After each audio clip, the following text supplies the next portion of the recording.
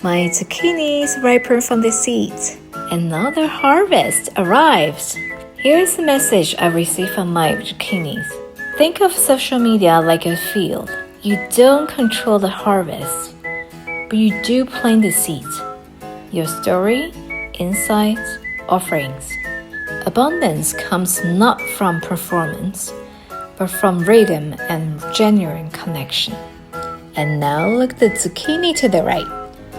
Doesn't it look just like my home country, Taiwan? Here we go. Absolutely love the synchronicity again. And here's another beautiful surprise.